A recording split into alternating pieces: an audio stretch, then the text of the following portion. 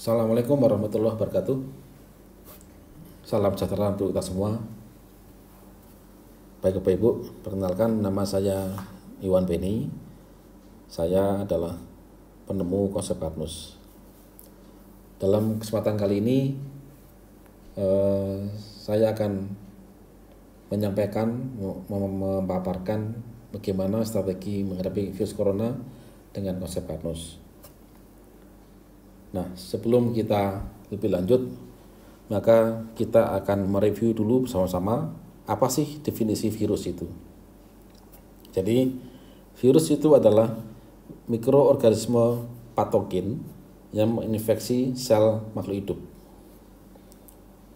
Terus, virus hanya dapat bereplika atau menggandakan diri atau beranak pinak jika dia berhasil masuk atau menginfeksi sel makhluk hidup, karena virus itu tidak memiliki perlengkapan seluler untuk dia bereproduksi sendiri. Jadi virus itu makhluk hidup yang tidak sempurna. Dia bisa beranak pinak kalau dia menggunakan peralatan pada sel yang diinfeksi. Nah, semua bentuk sel atau bentuk kehidupan dapat diinfeksi oleh virus, dari mulai sel hewan, sel tumbuhan, hingga bakteri. Nah, ini adalah bentuk virus secara diagramatik ya. Dia di sini ada envelope atau kapsid ya. Kemudian di sini ada tentakel, tempat dia untuk melekat pada sel yang akan dituju. Kemudian dia punya namanya di sini gen. Nah, inilah yang menyebabkan virus itu punya sifat, berarti sifat virus. Hereditas atau sifat keturunan virus ya. Nah, oke. Terus bagaimana cara virus menginfeksi sel? Cara virus untuk menginfeksi sel. Jadi begini Bapak Ibu. Ada 7 tahapan di sini yang akan kita paparkan. Suatu virus dia akan bisa bereplika atau beranak pinak jika dia memanfaatkan sel target. Nah, ini target, ini sel target ini. Sel target. Atau sel korban ya, sel korban. Nah, gitu. Dia akan sebelum masuk ke dalam sel, maka dia pasti melewati dulu membran. Karena setiap sel punya membran. Nah, ini punya kulit ya, punya kulit sini. Maka dengan tentakel ini maka dia akan nempel. Nempel kemana? Nempel ke yang sesuai. Jadi di dalam setiap sel makhluk hidup itu mempunyai reseptor, mempunyai pintu-pintu ya, jalur-jalur untuk sesuatu itu masuk ke dalam. Nah, otomatis supaya dia masuk bisa menempel, maka dia harus punya kesamaan antara bahasa virus dengan bahasa pintunya sel. Nah, sini ya. Nah, setelah dia melekat, ketemu, maka dia masuk ke penetrasi, yaitu masuk ke jalur reseptor sel. Di sini saya berikan reseptor hormon di sini ya. Maka virus akan ke sini, seret, sini. Setelah dia menempel, maka dia mengeluarkan perintah berupa hormon sehingga membran sel ini akan melakukan apa yang diminta oleh bahasa perintah dari virus, gitu kan. Intinya membuat kulit sel ini terbuka sehingga virus masuk seret ke sini. Maka begitu dia berhasil masuk ke jalur reseptor sel, maka virus tadi akan masuk ke tahap 3, itu pelepasan mantel, di mana gen virus masuk ke sitoplasma. Di sini gen virus tadi itu. Nah, begitu di sini, maka virus akan berusaha masuk ke nukleus, tempat pembuatan DNA. Masuk ke tahap 4, replika gen. Virus masuk ke nukleus sel dan penggandaan diri. Setelah itu apa? Dia perakitan, membentuk virus yang baru menggunakan peralatan yang ada dalam sel ini. Yang keenam, masuk pematangan, yaitu proses akhir virus baru yang matang. Setelah itu dia akan keluar Sehingga virus yang tadi, sel tadi akan biasanya sel korban ini begitu dia lepas keluar, maka biasanya sel yang korban tadi, sel target itu rusak atau mati. Dan virus yang baru akan berusaha menginvasi lagi sel yang lain. Sel lain. Terus begitu. Sampai mengakibatkan suatu hal yang fatal dan berujung pada kematian pada makhluk hidup yang diinfeksi oleh virus tadi.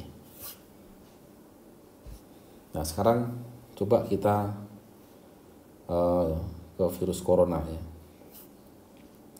Saya coba hapus dulu marking.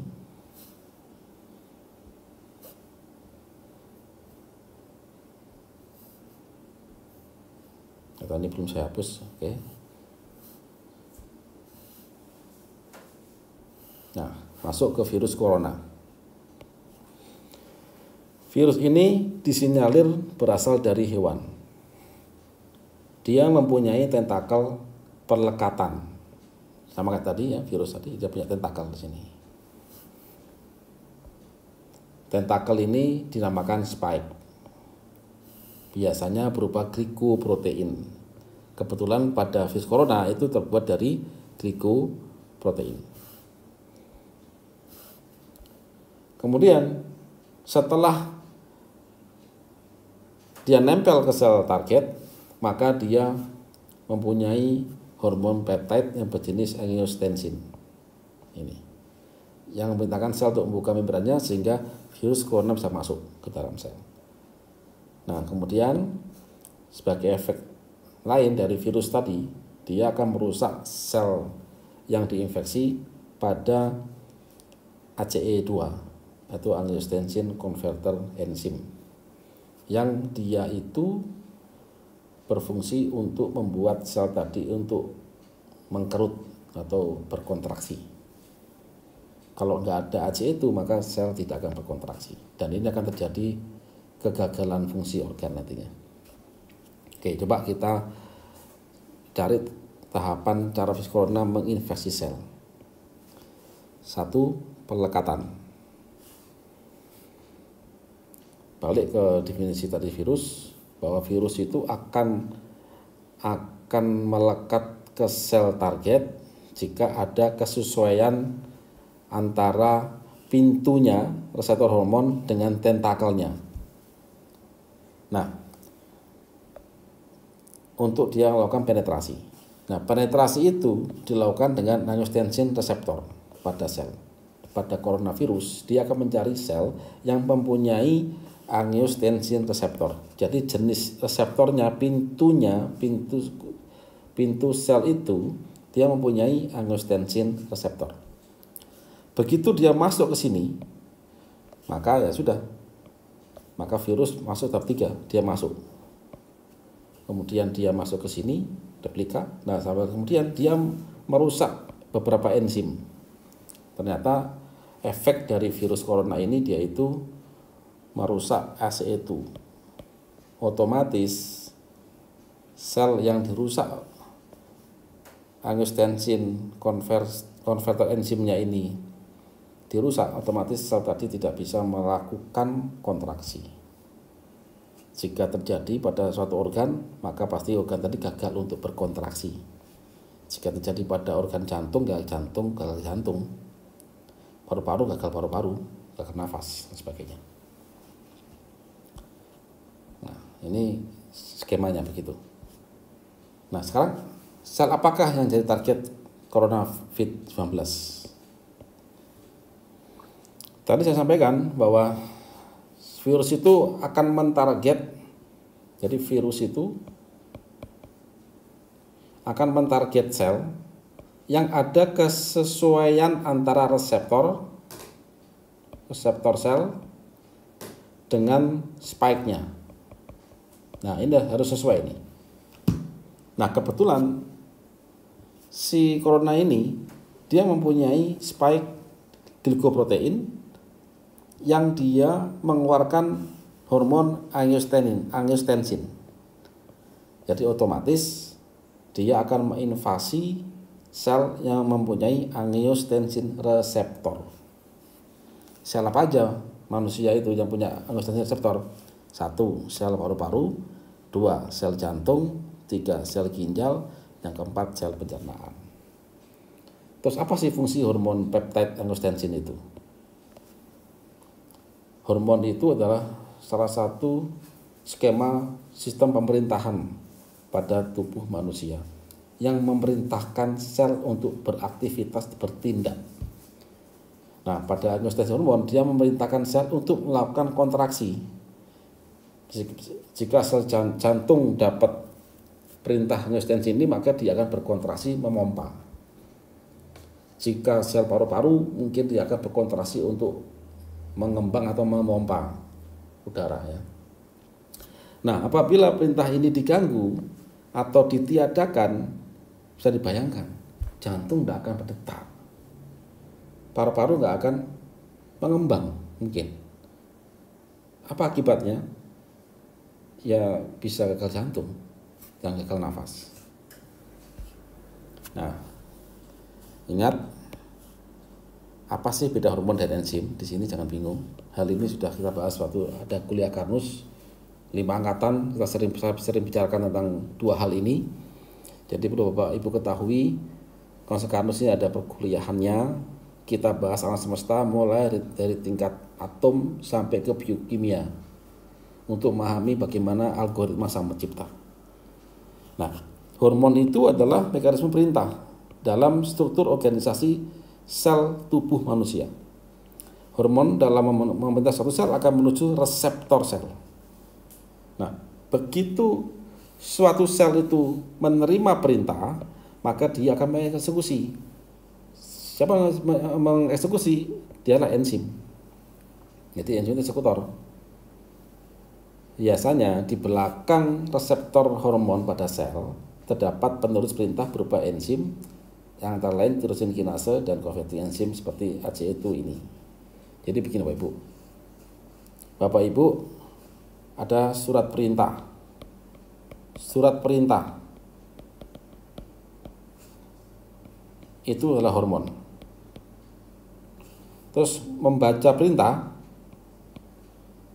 baca perintah dan bertindak itu adalah tugasnya eksekutor atau enzim di sini. Ada perintah, nggak ada eksekutor, sama saja, nggak jadi. Ya. Oke. Bagaimana menghadapi strategi COVID-19? Sebelum bahas ini saya mau balik lagi ke belakang. Saya mau balik ke sini. Jadi bayangkan fungsi hormon angiotensin itu memerintahkan sel untuk berkontraksi. Apabila ini ditiadakan, diganggu, maka organ ini akan gagal berkontraksi. Oleh karena itu banyak konon ya berita-berita, entah itu benar atau tidak. Katanya virus corona yang baru ini membuat orang itu langsung meninggal di jalan-jalan. Ya semoga itu tidak benar. Tapi lihat dari skema ini Bapak Ibu, jika terjadi pada jantung, sel jantung sudah terinfeksi oleh corona, maka dia akan gagal berdetak. Dan itu mungkin terjadi. Gagal nafas juga di paru-paru. Ya. Oke, kita sekarang balik lagi. Terus bagaimana strategi untuk menghadapi coronavirus 19 ini? Bapak Ibu, coronavirus itu di luar awalnya, di luar. Ini virus corona. Ini tubuh manusia. Sekarang kita cek organ apa yang mempunyai angiotensin reseptor. Pertama adalah paru-paru. Kedua adalah pencernaan atau usus ya. Pencernaan atau usus halus ini. Yang ketiga ginjal. Yang keempat jantung. Ini nggak kelihatan jantungnya nih di belakang jantung. Ya. Nah, solusi pertama kali yang paling mudah jika bisa kita blokade jalur masuk virus. Lewat manakah dia? Ada dua sumber. Pertama lewat mulut. Jika masuk lewat mulut, maka dia tujuannya ke usus halus. Yang kedua lewat pernafasan, tujuannya kemana? Dia ke paru-paru. Nah. Jika ini gagal, maka kita masuk ke skenario kedua. Ganggu komunikasi spike virus pada saat menempel ke reseptor sel target. Ya. Kemudian setelah kita ganggu plus dipastikan dia tertangkap, tanda kutip tertangkap, tapi belum bisa bunuh. Setelah tertangkap maka baru dibunuh. Siapa yang bunuh virus itu? Ya imunitas sendiri. Sampai sekarang belum ada antivirus itu, kecuali hanya pada komputer. Oke, kita bahas satu ya. 1. Blokade jalur masuk virus. Pertama dari jalur pencernaan. Apa solusinya? Ya jelas, pertama makan makanan yang bersih. Yang kedua, jaga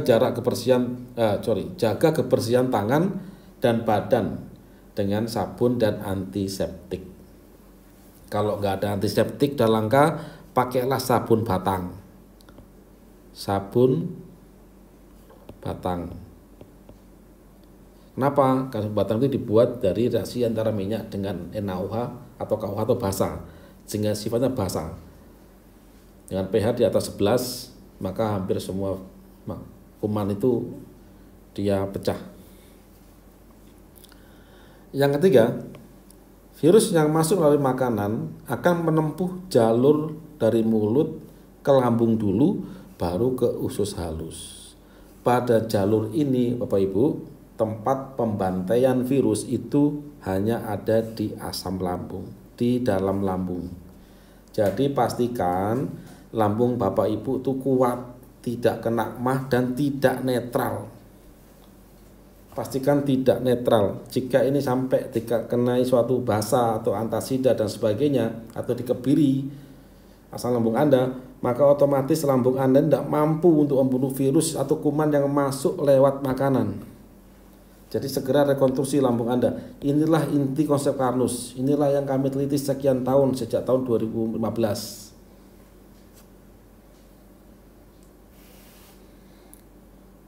Oke, lanjut. Kemudian blokade virus dari jalur pernafasan. Nah, kalau ini kita hanya bisa melakukan tindakan-tindakan pencegahan, Bapak Ibu. Yang pertama ya pakai masker dengan kerapatan paling tinggi. Kedua, hindari aktivitas berkumpul-kumpul. Tutup mulut dengan tisu pada saat waktu bersin, dan jaga jarak pada waktu antri atau ketemu orang. Setelah itu ya jaga kebersihan, Bapak Ibu. Jaga kebersihan. Artinya hygiene ya. Hygiene ini Bapak Ibu harus jaga tiap hari. Yang kedua, jika blokade gagal dan masuk, ataupun jika ini juga antisipasi, jaga ini kalau dia tembus, bagaimana? Ganggu komunikasi spike virus. Ya, jadi langkah ini langkah kedua. Gagal pada langkah 1, do it. Pada kondisi ini, virus berhasil menempel pada sel organ tubuh pasien. Ingat, kita asumsikan dia sudah masuk. Kemudian setelah dia menempel, maka virus itu akan berkomunikasi. Dia akan berkomunikasi dengan sel melalui apa? Melalui reseptornya, reseptor angiotensin itu. Ini, reseptor ini. Dengan bahasa apa? Hormon ini. Kita ganggu dia. Bagaimana cara mengganggunya? Coba sekarang Bapak Ibu, jika ada waktu dan Bapak Ibu yang mungkin dari background kimia atau biokimia, pada dasarnya setiap reaksi kimia itu adalah perpindahan elektron.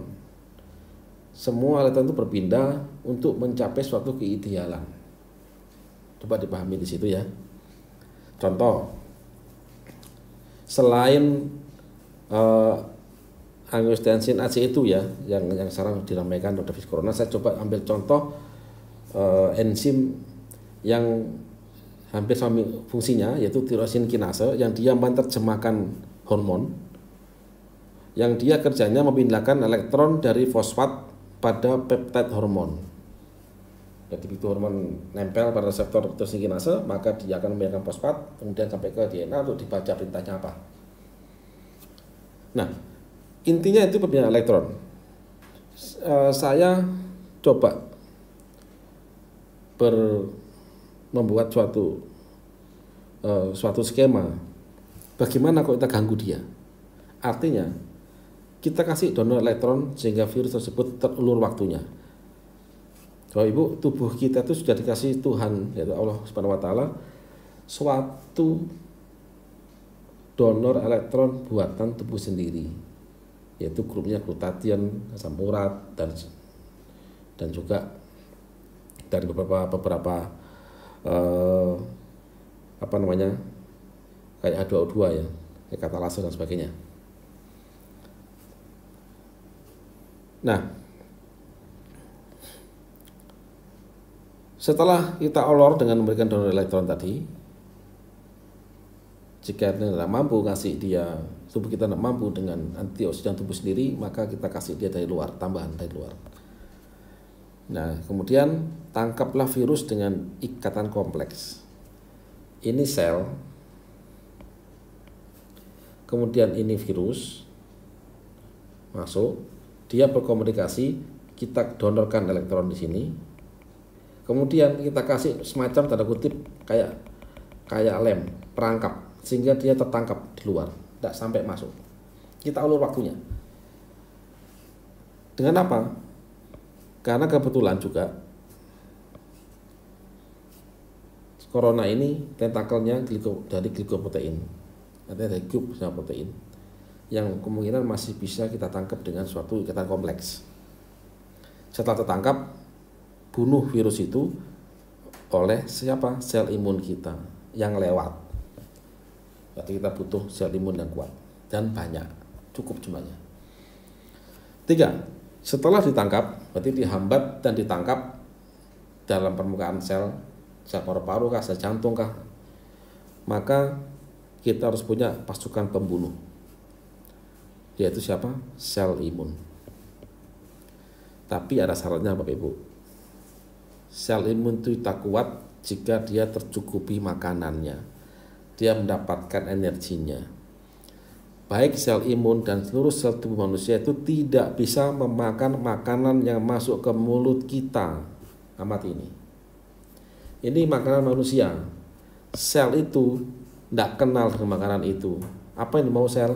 Jika kita makan nasi, dia butuh glukosa, makan daging, dia butuh asam amino, dan etc. dan lain-lain. Ya. Artinya, yang kita makan itu polimer.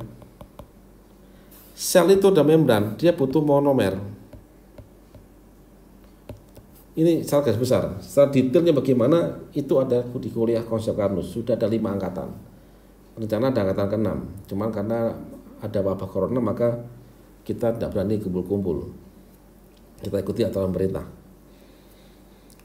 Jadi bagi ibu yang masih awam dengan konsep Karnus, minimal bisa cek video cuplikan kuliah konsep Karnus. Ada di YouTube kita. Nah, dari polimer menjadi monomer itu ada yang berubah. Siapa dia? Lambung. Bagian lambung apa yang memecah? Asam lambung. Ingat, segala penyakit itu dari pencernaan yang buruk. Nah, kalau kita bicara pencernaan, yang mencerna itu siapa? Mendigest, itu lambung. Bagian lambung yang mencerna apa? Asam lambung. Coba amati ya. Ini makanan kita. Mayoritas kalau Bapak Ibu kena gangguan perih lambung, pasti akan jalur pintas Anda akan cari itu namanya obat-obat atau apapun yang bersifat basa untuk menetralkan asam lambung Anda. Dinetralkan, penetral asam lambung. Kalau itu dinetralkan, proteinnya dipecah Bapak Ibu. Karbo pun sedikit terpecah. Lemaknya gagal metabolis ini nanti itu. Begitu ini terjadi, maka sel Anda ini, sel kita semua ini akan lemah Bapak Ibu. Kelaparan dia, termasuk sel tentara kita lemah, mati, imun lemah. Jika lambung Anda netral, maka imun Anda akan drop. Gak usah jauh-jauh lah ke corona. Amati anak-anak yang suka kena dia pakai obat penetral asam lambung, bolak-balik dia kena tipes. Kenapa? Karena tidak ada satu makanan pun yang steril.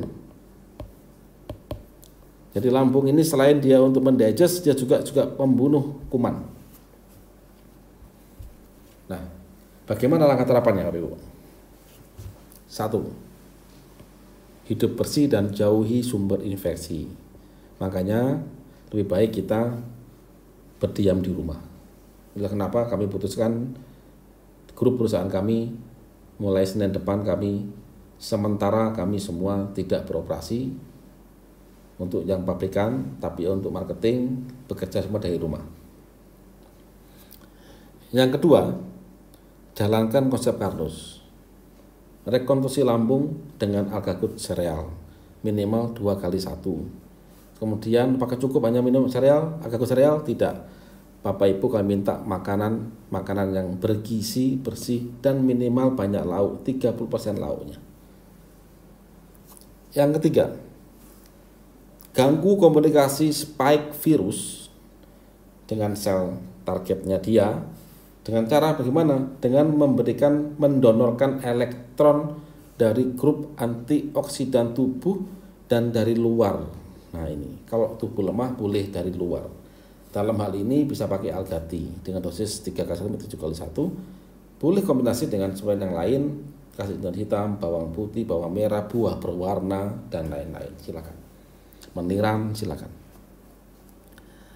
Yang keempat, tangkap virus dengan ikatan kompleks. Nah, kalau ini yang hanya ada di Algati Bapak Ibu, ini yang agak sulit. Ini yang kami teliti sejak tahun 2000. Untuk ikatan kompleks itu kita sudah riset tahun 2013. Nah, Algati itu mempunyai ikatan kompleks dari tanin dan kolagen ini khusus. Karena pabrik kolagen only one Asia Tenggara itu kami yang bikin dengan cara-cara berbeda Bapak Ibu. Dari sapi lokal Indonesia dengan cara produksi yang berbeda. Yang kelima, pastikan lambung itu bekerja normal. Artinya apa?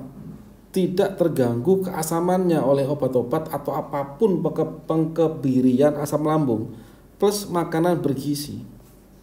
Maka lambung yang bisa memecah polimer jadi monomer makanan sel sekaligus membunuh kuman, membunuh virus yang masuk lewat makanan dan makanan pun bergizi, maka imun akan naik.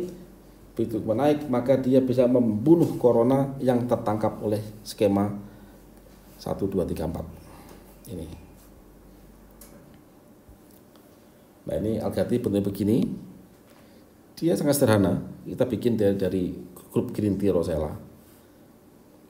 Dan yang saya soroti di sini adalah ECGC, epigalokatekin galat ini ya. Ini punya satu molekul ECGC itu mempunyai 5 elektron donor. Ini insya Allah yang bisa untuk mendonorkan atau mengulur waktu virus itu untuk tidak mudah masuk dalam sel target. Terus di lain pihak, saya yakin Bapak Ibu sering dengar kata-kata glutathione. Glutathione ya. Sebetulnya glutathione itu adalah antioksidan buatan tubuh sendiri. Dia non esensial. Dia antioksidan berbentuk protein. Jadi pastikan tubuh kita bisa bikin glutathione sendiri. Dari apa bahan bakunya? Pertama dari asam amino dari glisin dan prolin yang dikatalis oleh ECGC ini bisa. Tapi otomatis harus butuh supporting lambung yang bagus. Kalau glutathione itu diminum Bapak Ibu percuma, tidak bisa. Glutathione akan rusak dengan lambung kita. Yang kedua yang paling penting dari Algati itu adalah ada ikatan kompleks. Ini gambar mikroskopiknya saya temukan gambar ini tahun 2017 sampai temukan. Waktu kami cek di mikroskop. Dan inilah yang disinyalir menjawab kenapa kok banyak luka-luka mulai eksim dan diabetes dari kompleks bakteri kok banyak yang sembuh, cepat penyembuhannya. Dari sini kemungkinan yang ikat dan naikkan kekuatan imunitas dari sel darah putih. Kemudian ini Algagut sereal. Nutrisi ini kami buat untuk rekonstruksi lambung. Terbuat dari apa sih dia? Semua makanan.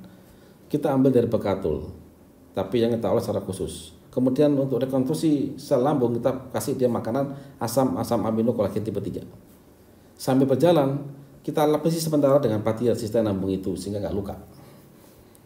Nah, Bapak Ibu, bagaimana jika stok itu habis atau yang nggak kebagian? karena produksi kami masih terbatas saat ini, apalagi dengan shutdown pabrik minggu depan. 2 minggu kita belum operasi lagi.